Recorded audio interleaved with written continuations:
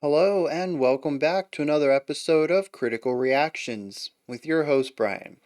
We're going to check out NE OBLIVISCARIS' latest single. It's quickly becoming one of the most requested tracks I'm seeing in the comments, and I figure let's go ahead and do it. I got an empty slot today. I could have done another special selection, but let's check this out.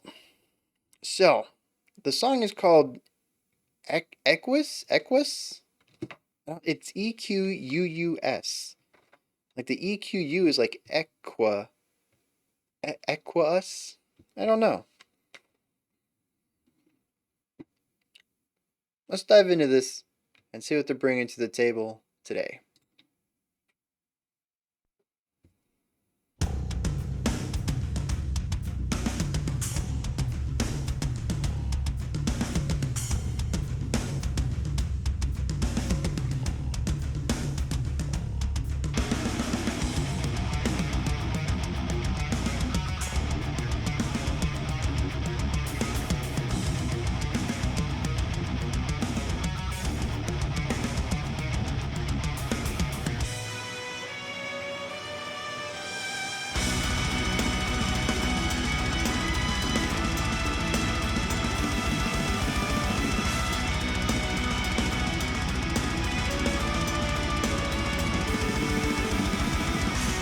I hear two violin parts, but it's not what they're showing.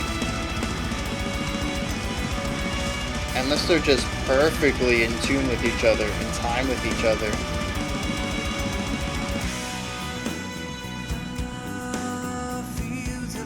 Love that bass line.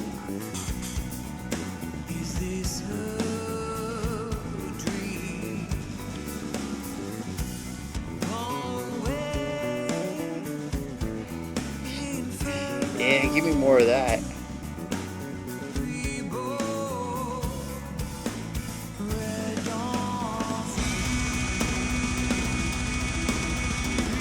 I like how the moving violin line from the opening is now given to the guitar.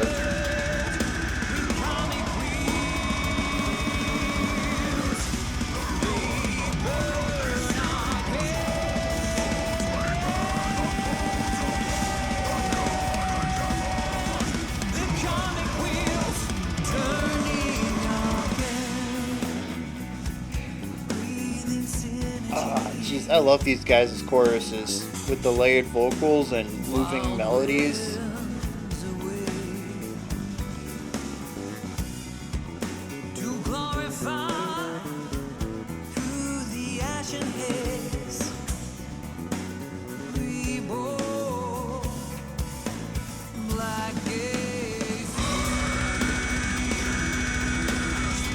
Just a really rough transition into this though.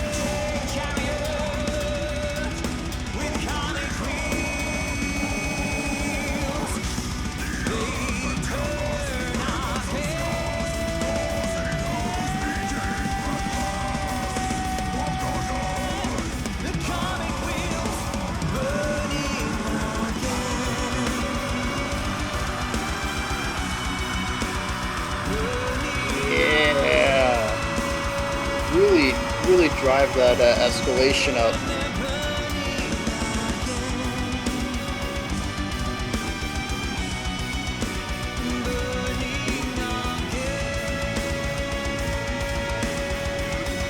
Ooh.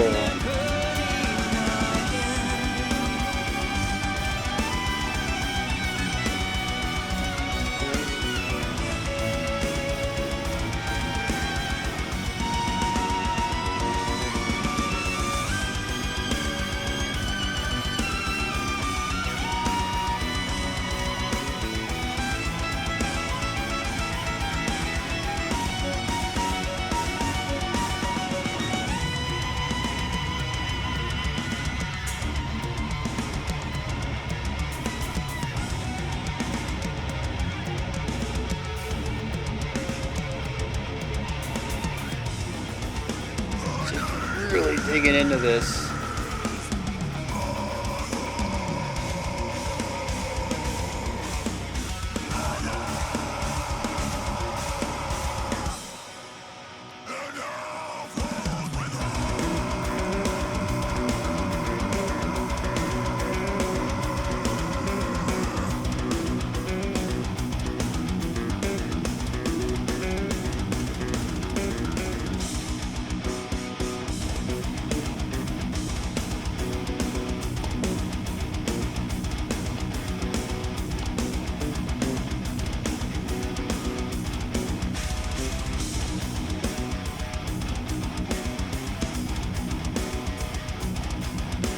Tons of that galloping style of chugging here.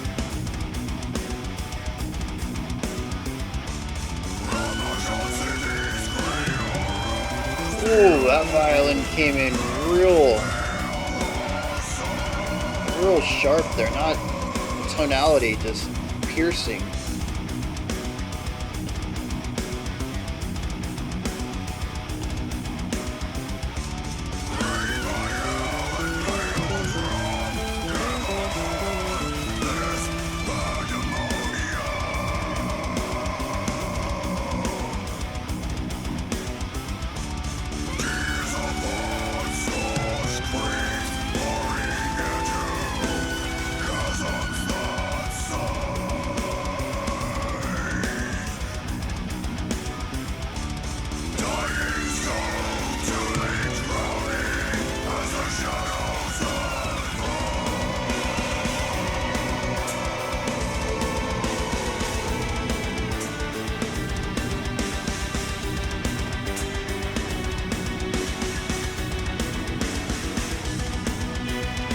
How permanent is the new violin section?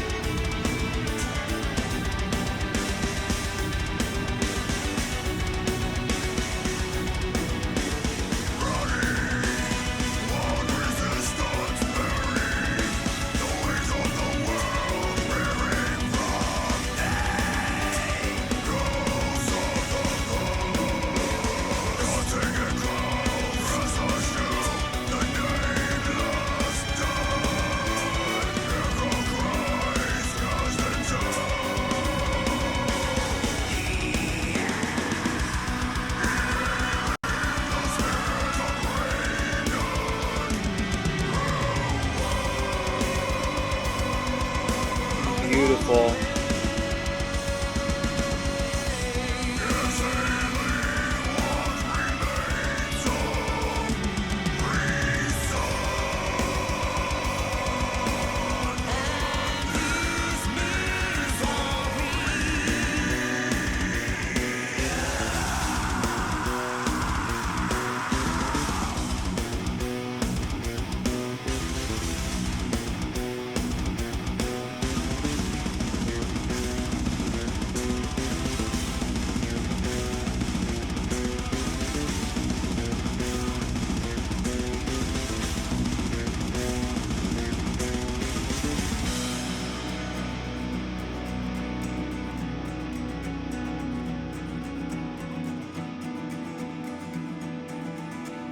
So we're returning back to this. This is the guitar line from the verse.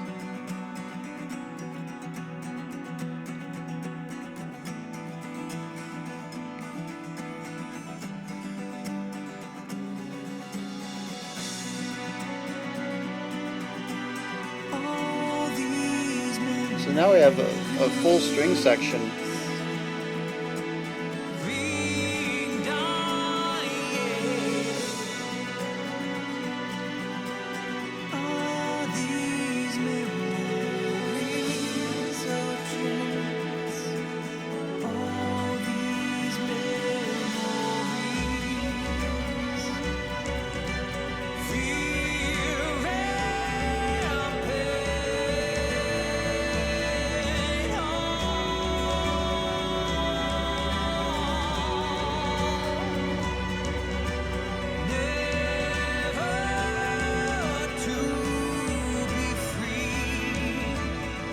Same drum idea from the beginning. In fact, this is the same string section from the intro as well.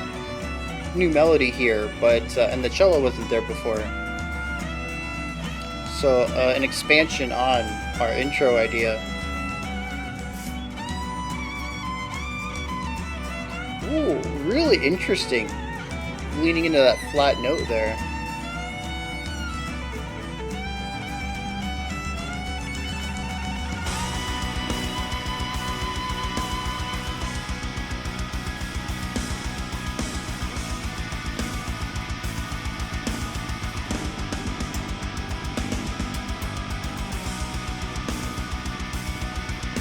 The bass falling in line with the band, just these constant eighth notes rather than a moving line.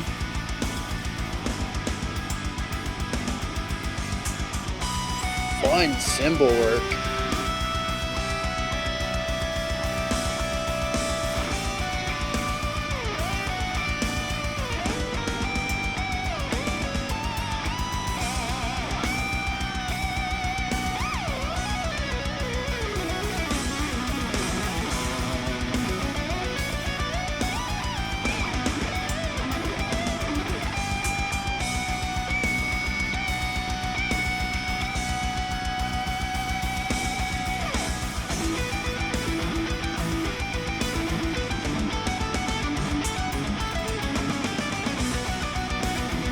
Feeling a bit like a powered eulogy at this point.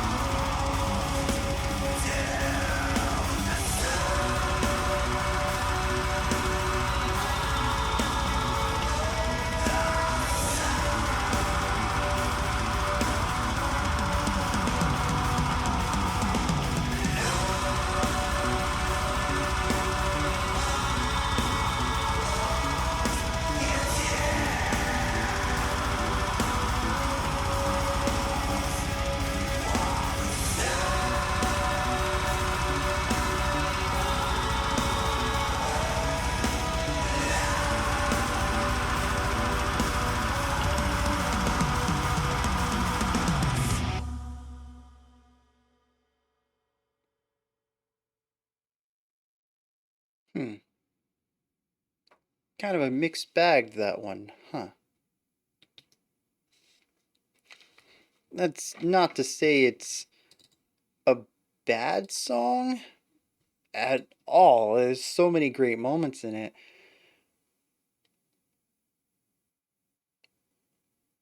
It just spends a lot of time doing the same thing over and over and over. Um, and I guess it just, here's the thing, it's like I enjoyed a lot of that track. It just left a sour taste in my mouth, I suppose. I think that's it at the end of the day.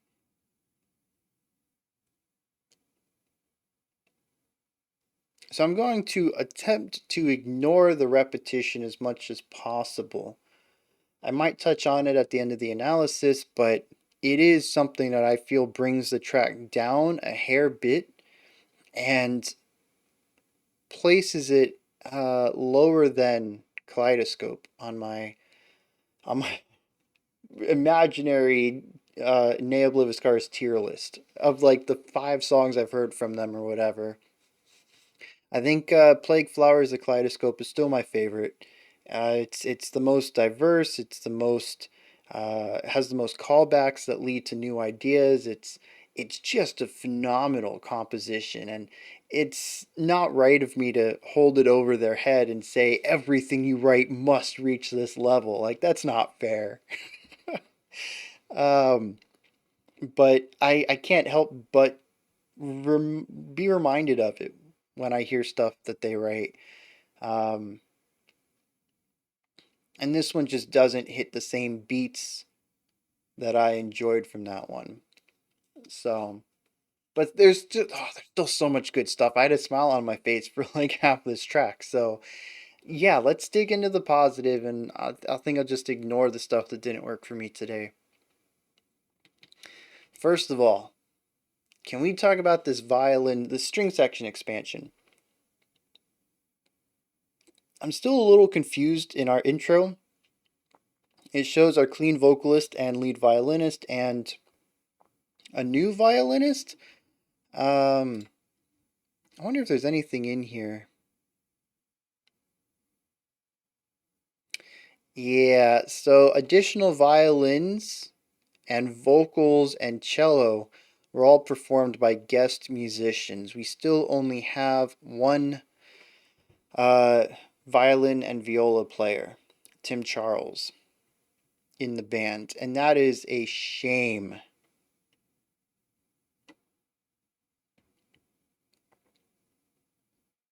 So we had a choir at the end, which was a guest choir. We had a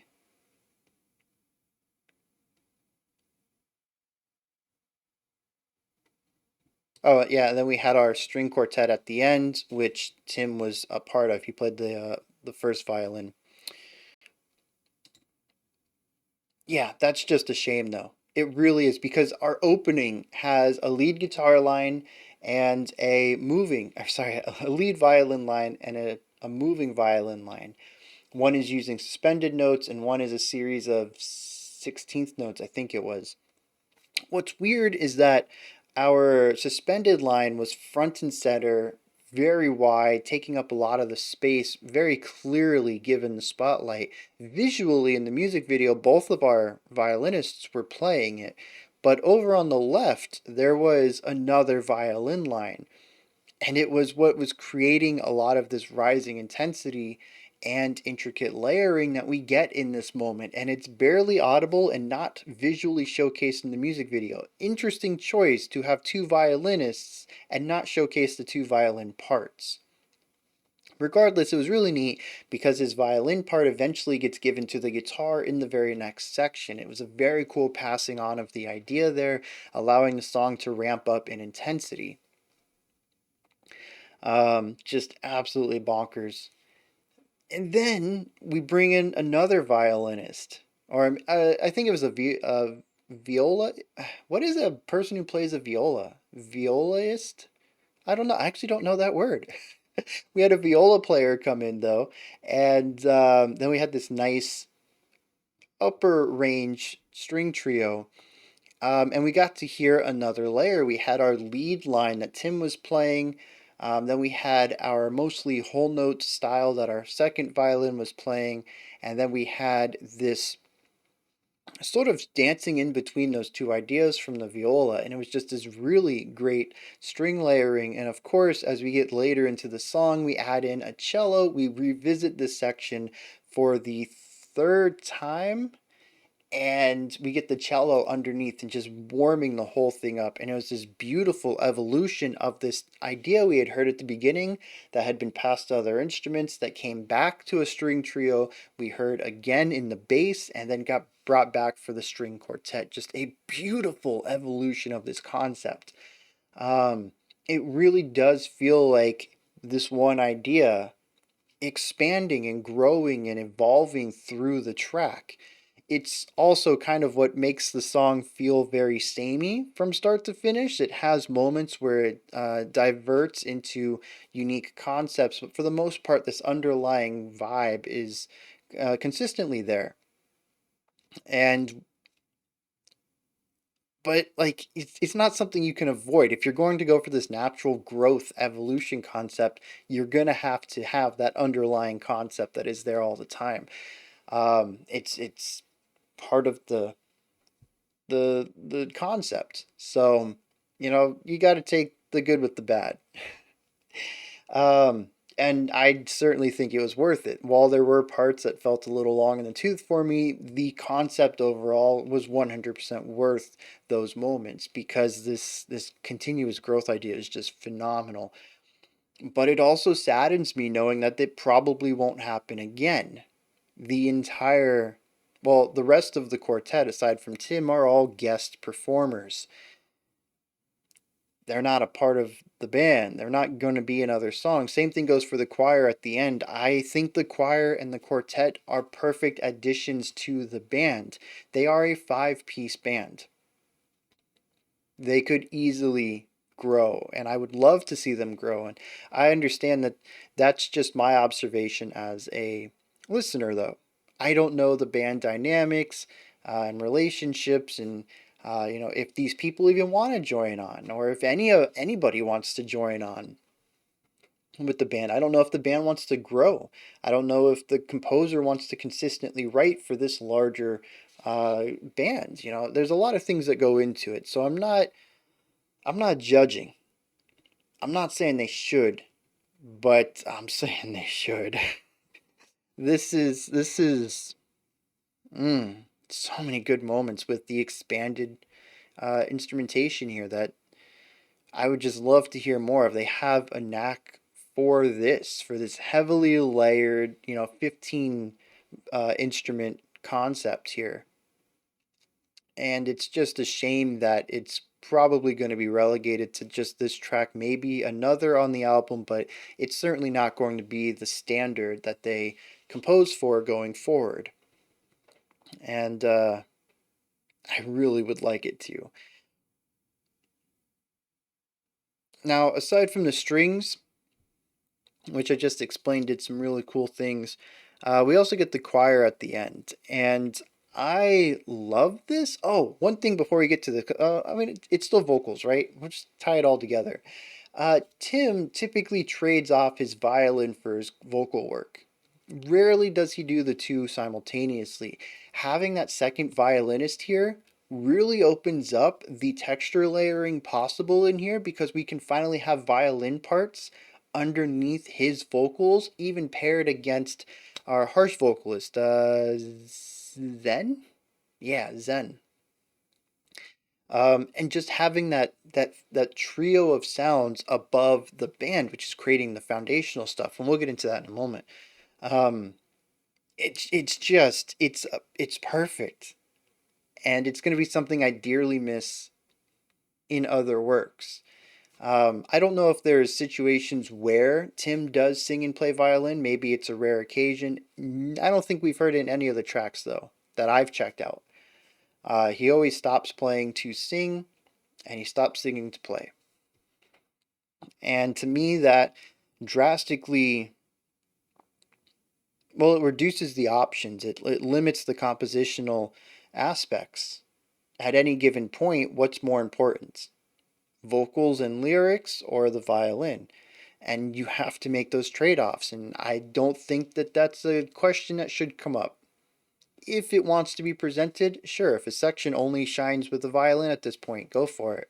It's not like we need both constantly, but it shouldn't be something that I think limits music, and it's kind of painting retroactively my memories of some of their other songs. This would actually sound great with violin under it.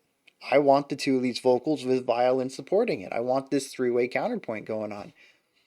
And this is just really showing me how great it would be to do that constantly. But again, I don't know the logistics into expanding the band and stuff like that, so I appreciate that it probably won't happen again. And I appreciate the band's experience in keeping it with their five group or whatever, their quintet. But it is showing me something I really love and telling me I'll never get it again, and I just have to deal with that, and it doesn't make me happy.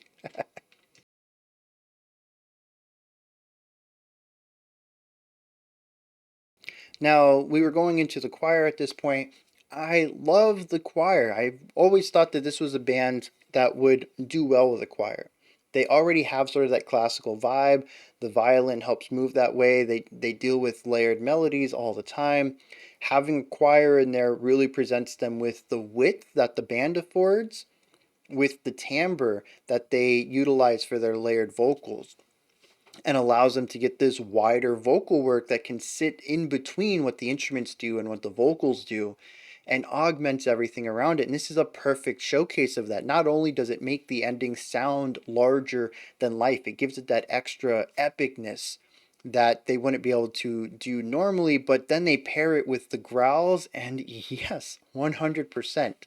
Much like the string quartet, this is something I would like to see more of, but understand if they choose not to. It really showcases the strengths of the music and the limitations of their quintet. Um, and once again, just has me retroactively going through some of their music and thinking, man, this spot would be really great to have a choir in. And it's still a shame that it's a guest group. Although I guess a choir is a bit more difficult to have as a permanent member of the band, unless you kind of build your band around that, like Bang Camaro. But yeah, I don't know. I think it's possible, right? The choir is bigger than the quintet is right now, though, so that's a pretty big addition, even if it is only just one instrument per se. But yeah, just absolutely love that and wish, we could have more of that potentially in the future. Ne Obliviscaris, if for whatever reason you're watching my small channel over here, please, more of this. Bring guest vocalists on as often as is possible for you. Even if it's not live, even if you have to tour without them and use backing tracks, just bring them in. Your composition is so much better with these extra options. Well, I shouldn't say so much better. It vastly works. It's vastly improved for my tastes. Um, so yeah, that's that. Here's another interesting thing. There's really only 3 ideas in this track, and we consistently see variations, expansions, and reductions of these ideas. It's phenomenal that they can pull 12 minutes of music out of this, given just how much redundancy is in the music, without it feeling like we're necessarily revisiting exact concepts. And I pointed this out a few times throughout. Oh, this was this intro, but they're doing this with it, or that, it's on this instrument, or it's with this group. I absolutely love that. There are some sections that feel like we are completely rehashing a previous section without much addition to it. It sort of feels like we're just doing it. This is usually part of the time when I would be like, oh, this is getting a little long in the tooth. Not to be a bit negative, but it does feel like padding at times. Maybe we get into the lyrics and the length and repetition are purposeful. But just from a purely musical listen on a first time, I think it was like at the 6 or 7 minute mark. I was like, man, I feel like the song should be over already. It feels like we have done so much music already. And then the next 4 or 5 minutes felt like they were an hour. The ending of the song really took its time. And again, maybe we'll get to the lyrics and that makes sense to do. But there's definitely a point around the 7 minute mark when we just started rehashing ideas we had already heard with minor variation, almost negligible variation to them, for better or worse. From my experience, I tend to like more movement and change. Some people who listen to like post rock and drone, maybe they find this to be too moving or the perfect amount of repetition. Everybody's tastes are different, so I just want to point that out before people start jumping down my throat about saying bad about their favorite band or whatever. Um, Everybody's got different tastes, right? And the thing is, too, is that tastes change. I could listen to this in 6 months and think it's a masterpiece, or completely hate it in 6 months. I don't really see that one happening. I don't, but it's possible, tastes change. Um, the bass. The bass. We gotta talk about this. Here's the thing. The bass really only had 2 awesome lines to it, and much like everything else, they got remixed and replaced and recontextualized. But the thing is that they are, at least in the verses, ever present in the spotlight with moving melody. It's basically counterpoint to our clean vocalist line. Love this. I really don't need to add anything else to this section. I will because I want to talk about it, but the fact that a bass is given a spotlight as a counterpoint to the most spotlit instrument in pretty much any band, the vocalist, is something that needs to be brought up. Something I would love to see more of in rock and metal.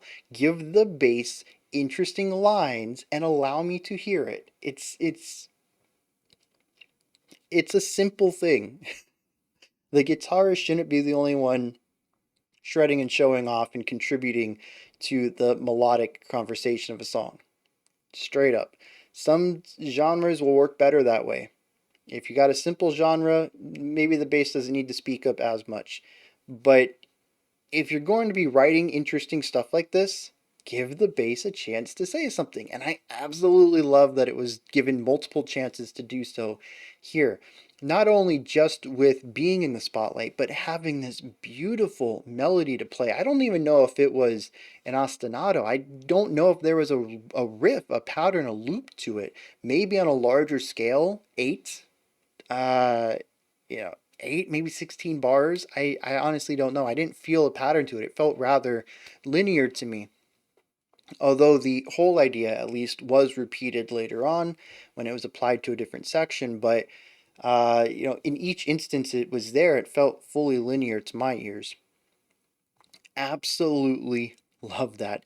And it wasn't just like quarter notes and eighth notes. Like there is some funky stuff to there, both in the note choices and in the performance choices. It sounded like there was a nice mix of hammer-ons, pull-offs, picks, slaps, and pops out of it. Maybe not so much. Maybe not so much pops. If they were very light pops, but definitely slaps, picks, hammer-ons, pull-offs. There is a nice change between harsher attacks like picking and softer attacks like pull-offs, and just this really nice change between legato and staccato styles of accenting the attacks. Just really great idea from start to finish. Um, and then that kind of takes me to the drums. As usual, just phenomenal endurance, but I don't know what it is with drums. I love cymbal work, and I feel like so few bands use cymbals interestingly, or at least the bands that get showcased to me. I'm sure there's tens, hundreds of thousands of drummers out there who have really cool melodic drumming work that I just haven't heard yet. But snare rolls, tom fills, like the drummer does those. They're really nice. They add to the scene whenever possible. But the thing is that really stands out to me is the cymbals, man, and the panning on them. I don't know how much of it is production or if it's just that the drummer decides to hit cymbals on different sides, which are just naturally placed in different areas of the sound sphere. Just marvelous, though. I love these. It's almost like this dancing element on top of this marathon run. Just bonkers energy coming from the bass kicks. He's like doing those 16th note double bass kick ideas, just tearing it up. Uh, and then this dancing, elegant, lightweight cymbal work on top of all that. Just the Beauty and the Beast kind of style of thing. Love it. Man, there was one more thing I wanted to talk about. I don't remember what it was.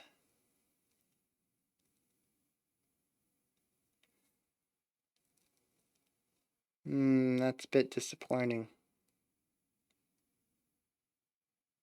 Oh, I know what it is now. Um, and I think the last positive thing I'd say is the same thing I always say about them. It's just the vocals. I love the combination of the vocals. I've already mentioned I love the violin. Completing the trio here. We used to, every time I've heard before, it's the cleans versus the harshes. I love the way they work. I love how it's not always layered with exact lines, that they have different vocal lines and different rhythms and flows like that. Having the violin in there was so good as well. But still, I love how the vocals work. This band always nails that every time. I said always and every time. I really want to exaggerate just how consistent this band is with the vocal writing. There is one negative I wanted to talk about though, And I don't know how relevant it is because they're a metal band, but it's dynamics. The what made me think about this was the picking dynamics from the bass.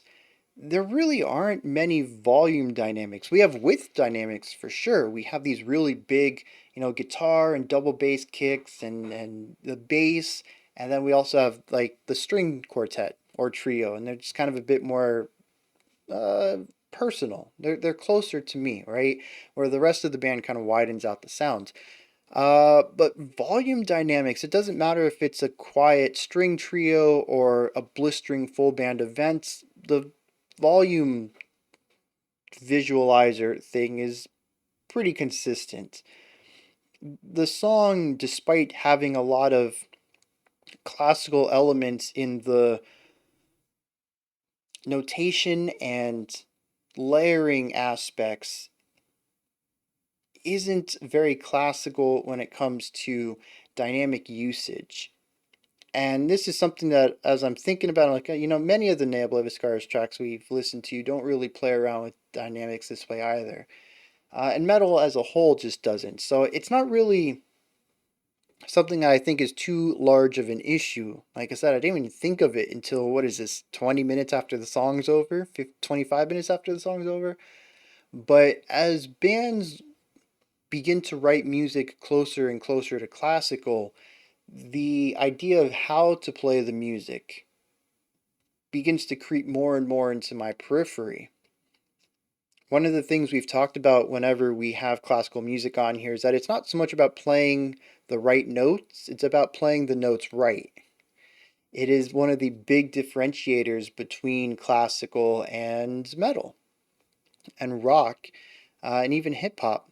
Basically, just a lot of mainstream music that has instruments in it. Um, there's a lot more dynamic quality to a lot of classical music as well.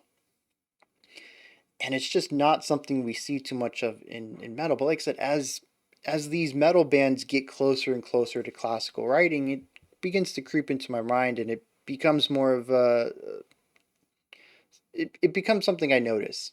Not a negative, not a positive, just something I notice is that this song is rather static, volume wise, and it I think it would benefit from having a bit more dynamic play to it, just to make the quieter lower sections quiet, just to have that range. Um, Man, there's so many little things too. Like, uh, I don't know how much more I can say that's actually going to change too much of the analysis. It's just more like, oh, I noticed this, I noticed this, I noticed this, and I could go on for hours. Like this song has so many cool little details in it, but I think that's going to be it for the analysis section. We're gonna hit some lyrics real quick and see what's going on with them, and then we'll wrap this video up. Okay, this is interesting. It's about a fire, and the fire is being personified into something else. And it's burning. Well, the best line I have is, "Our fields alight. Is this a dream? Glowing inferno, reborn red dawn." It's the opening lines of the song. Their fields. I don't know what their fields are in particular. This could be a farmer watching as their land is being scorched. The fields could also be metaphorical, possibly. I'm not quite sure. But the fire is then personified as a searing chariot with karmic wheels. They burn again. It's really interesting because it brings in the wheel of karma into it. Um, and it almost feels like the burning is a balancing act. That's what karma is about. If you do good things, you get good karma. If you do bad things, you get bad karma. It balances out actions and rewards good actions and punishes bad actions. Um, it's interesting then that this burning, which seems to be bad in some cases, we end the song from ashen cities, behold the pale horses. inhaling the spirits of rain and ruin, all the rage, exhaling what remains of reason and this misery. These memories of fleeing and dying, are these memories all dreams, the fear and the pain? The eyes closed to the sun, lost in tears of silence. This burning seems to be unwanted, but it's also, at least from the chorus here, seemingly a way of balancing things out.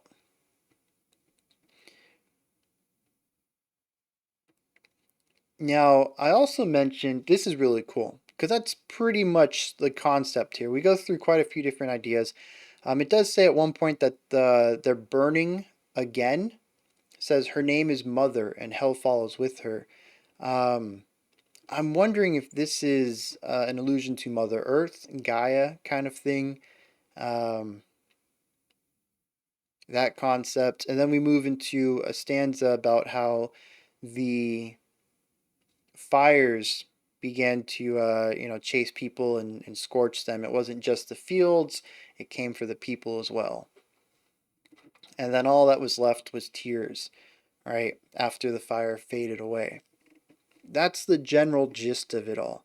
Now, what's really cool is that a fire that is going to creep across the land like this and absorb fields and people and possibly towns is going to grow and evolve, but it will all start from that one spark.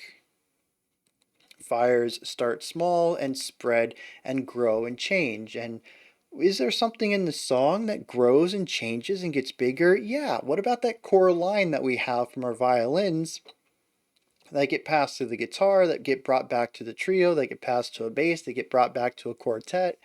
This core idea of a base concept of the song growing and expanding and changing throughout the entire track is what fire does. It lines up so perfectly. It's a great way to tie those two ideas together. I also mentioned like the 6 or 7 minute mark, maybe it was five. I don't know, somewhere in the middle of the song though. Um, the new foundational theme came up. It was present in the bass, the guitars, the bass kick of the drums, basically the metal band aspect. And it was this galloping idea. And I even called it out. I said, hey, we're doing a lot of galloping here. And we did for like five. I think it even ran us out to the end of the track. The choirs were singing over this galloping. And, we talk about the fire being a chariot. What pulls chariots? Oh, there's actually a line here. It's sung by Zen. Um, so Tim sings Searing Chariot, and then Zen says Flame Kissed Manes, talking about horses there. So bringing the horse idea in here as the fire grows, and we've heard a couple expansions of this core line, we began to have this constant this constant galloping sound from the foot falling of the horses presented in the music as well. We get a pretty typical metal gallop in here, but it actually has thematic purpose. It isn't just galloping for galloping's sake like some bands do. They just like the sound of it, they include it. It's here because it's representing the growing force and impact of the fire. That is it even missed this too. Zen continues to say coursing, hooves beating, breathless. Yeah, these immortal flaming horses, because of course they're not real. It's just a personification, a metaphor for the fire, a way to give it something understandable other than this uncaring, unbreathing entity. It's just fire. It's basically chaos. And to make sense of the damage and ruin that it's bringing, visualize it as a horse-drawn chariot.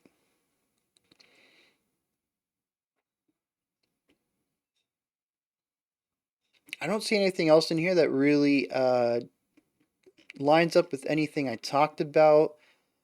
So I think I'm gonna wrap. Oh, no, no, no, no, no, no, no. What did I say? When the choir came in and the guitar solo at the end. I said it was elegiac or something. Oh, I called it a eulogy. That's what it was. It's a song for those who have passed, a song for the dead, a song for loss. Um, And by the end of the track, while most of it has dealt with the raw power of this flame, at the end we talk about the eyes closed to the sun, lost in tears of silence. And of course, visually, we have a choir around a coffin, I think it was. I don't remember. Um, Anyways, it all blends into this idea of singing for those that were lost, whether it's the fields or the people or the towns, whatever that the fire consumed. Um, and yeah, an elegy is exactly what was going on there in the lyrics as well. Yeah, just and see this kind of puts the length into perspective too. I mean, not at all times are is a flame going to be interesting. It's going to be horrifying. It's going to be awe in not inspire awesome in the original sense of the word, just being something that when you look at, especially the sheer size of it, is going to make you to drop drop your jaw, drop your jaw. Um, but it's not always going to be interesting. Sometimes it's just going to be burning. And I think that's what the longer sections that don't change are supposed to be, just when the fire is. Not when it's changing direction or evolving or growing, it just kind of is consuming at that point. I still think musically we probably could have chopped off, I don't know, a minute's worth of music here and kind of tightened up the pacing in the last half, but knowing what it's about and seeing these thematic similarities, I'm going to give them the benefit of the doubt, as I probably should with any band, but it's their music. I'm sure if they wanted to make it shorter, they would have tried. If maybe they did try and it just didn't pan out and they liked this version better. I don't know. There's a lot of things that go into music making that, well, as a listener, you're just not privy to. You get to hear 12 minutes of music that was hours, days, maybe even of, thought, pre-planning, writing, execution, recording, producing, you know, 12 minutes of work that you get to hear out of, or 12 minutes of final concept out of like a week's worth of work. There's so many ideas in it that we don't have access to. So, anyways, those are my thoughts. Ne Obliviscaris Equus, like equestrian, horses. I get the title now. I think I know how to pronounce it. um, yeah, those are my thoughts. Let me know what you thought of this track. Did you enjoy it or not? Is anything that stood out to you? Anything you'd like to correct me on, add on to what I said, etc.? Put those thoughts in the comments. Above the comment section is a description box. In there is a link for Linktree. It takes you to this menu right here. It has links for everything related to the channel. Multiple ways to support the channel. You can find a link to my music. You can find a link to the Discord community and so much more. Above that, if you could, like, subscribe, and ring the bell. I greatly appreciate all three. All right, there is nothing coming out this weekend, as with next weekend as well. Just enjoy it. Take some time to catch up on my videos, or, I mean, if you celebrated, it is Christmas weekend. I think there's something Hanukkah going on too, if I remember right. That started earlier this week and it goes for 7 days. So this might be like the ending of. Anyways, there's holidays happening. If you participate in any of that, spend the time with your family, right? If you can. You don't necessarily need to do anything else. It's your weekend, it's your holiday. Spend it the way you want. We'll be back Monday though. We're going to check out 10 more special selections, all back to back. Really cut through this list. And then the week after, we'll return to normal proceedings, live streams, album reviews, themes, all that stuff. Till next time, remember to be critical, not cynical, of the music you listen to. Have a fantastic weekend, holiday, whatever you want to call it. And I'll see you guys next time.